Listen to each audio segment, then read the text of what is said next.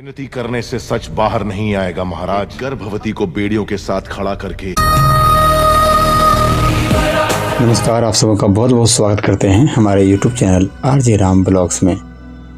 आज के ब्लॉग में हम बात करेंगे एक ऐसे साउथ के अभिनेता जिन्होंने तेलुगु सिनेमा में अपना बहुत ही प्रसिद्धि हासिल किया है।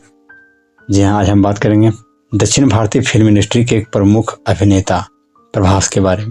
दोस्तों, प्रभास, इनका जन्म 23 अक्टूबर 1979 को हुआ था। ये तेलुगु के सबसे प्रसिद्ध अभिनेताओं में से एक है। प्रभास को अंतर्राष्ट्रीय स्तर पर प्रसिद्धि तब मिली जब उन्होंने SS राजामौली द्वारा निर्देशित फिल्म बाहुबली में मुख्य भूमिका निभाई।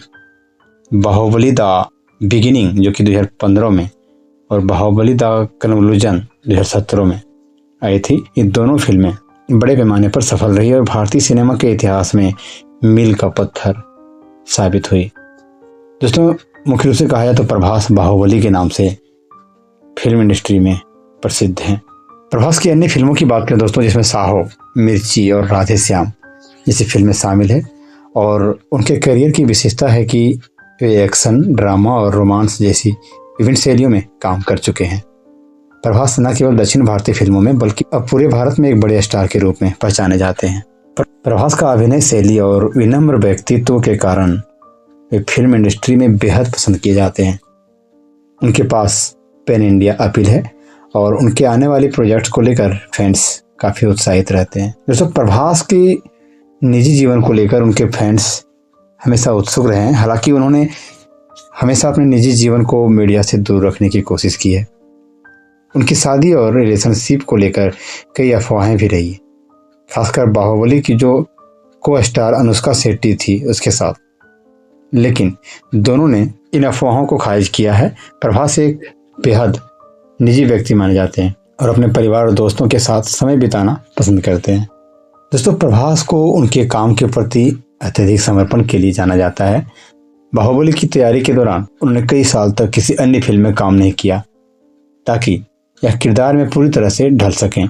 दोस्तों, प्रभास का ये समर्पण और अनुशासन उनके फैंस और इंडस्ट्री में काफ़ी प्रशंसा पाता है। दोस्तों, इतनी बड़ी सफलता के बावजूद प्रभास का सादगीपूर्ण और विनम्र स्वभाव उन्हें अपने प्रशासकों और सहयोगियों के बीच बेहद लोकप्रिय बनाता है। वे खुद को एक साधारण व्यक्ति के रूप में देखते हैं और इस बात पर गर्व करते हैं कि उन्होंने अपनी प्रसिद्धि को अपने व्यक्तित्व पर हावी नहीं होने दिया। दोस्तों, प्रभास जो कि अपने करियर की शुरुआत तेलुगु फिल्म से की थी, लेकिन बाहुबली की सफलता के बाद ये पूरी भारत में एक पॉपुलर चेहरा बन गए।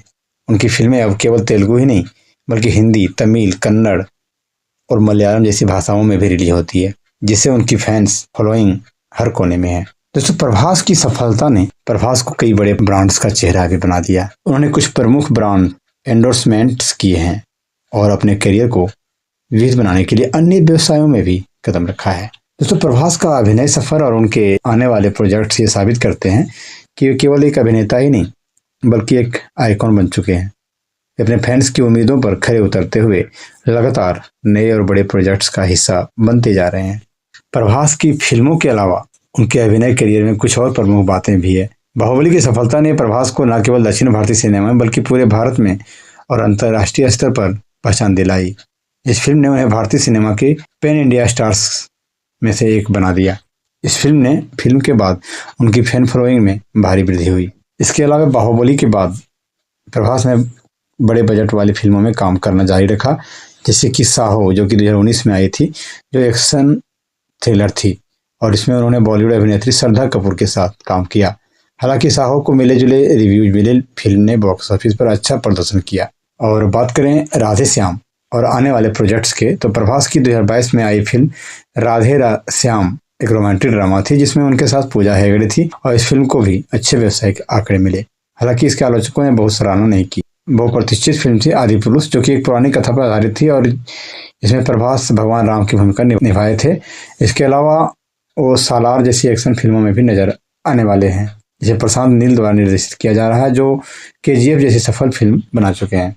दोस्तों, प्रभास की अभिनय शैली और विनम्र व्यक्तित्व के कारण वे फिल्म इंडस्ट्री में बेहद पसंद किए जाते हैं। उनके पास काफ़ी फैन अपील्स हैं उनके आने वाले प्रोजेक्ट्स को लेकर फैंस उत्साहित भी हैं। तो दोस्तों आज के ब्लॉग में हम चर्चा कर रहे हैं साउथ के जाने माने सुप्रसिद्ध फिल्म अभिनेता प्रभास के बारे में। दोस्तों प्रभास प्रकृति प्रेमी के रूप में भी जाने जाते हैं और अपनी फिल्मों के बीच समय निकालकर यात्रा करना पसंद करते हैं। प्रभास अपने निजी जीवन को लेकर काफी निजी रहते हैं और मीडिया से दूरी बनाए रखते हैं। प्रभास को तेलुगु सिनेमा में उनके योगदान के लिए कई पुरस्कार भी मिले हैं। उनकी फिल्मों ने न केवल आलोचकों की प्रशंसा बटोरी है बल्कि बॉक्स ऑफिस पर सफलता प्राप्त की है। प्रभास को किताबें पढ़ने का बहुत शौक है, खासतौर पर पुरानी कथाओं की और विज्ञान से संबंधित। इसके अलावा प्रभास को दक्षिण भारतीय खाना खासतौर पर पसंद है और प्रभास को राजकुमार हिरानी और रॉबर्ट डी नीरो जैसे फिल्मकार और कलाकार काफी प्रभावित करते हैं। इसके अलावा दोस्तों प्रभास को बॉलीवुड के महानायक अमिताभ बच्चन से भी खास प्रेरणा मिलती है। उन्होंने कई बार इंटरव्यू में कहा कि वह अमिताभ बच्चन के बड़े प्रशंसक हैं। दोस्तों प्रभास ने अपने करियर में अलग अलग प्रकार की भूमिकाएं निभाई है। वह एक्शन फिल्मों में जितने माहिर हैं उतने ही रोमांटिक फिल्मों में भी। डार्लिंग और मिर्ची जैसी रोमांटिक फिल्मों के जरिए उन्होंने दर्शकों को अपने अभिनय के दूसरे पहलुओं से भी परिचित कराया। वहीं बाहुबली और साहो जैसी फिल्मों ने उन्हें एक्शन हीरो के रूप में स्थापित किया। दोस्तों बाहुबली के लिए प्रभास ने अपने फिटनेस पर कड़ी मेहनत की थी। फिल्म के लिए लगभग 30 किलो वजन बढ़ाया और उसके बाद इसे कम किया। उनके ट्रेनर लक्ष्मण रेड्डी ने उनकी कड़ी ट्रेनिंग और सख्त डाइट की देखरेख की थी।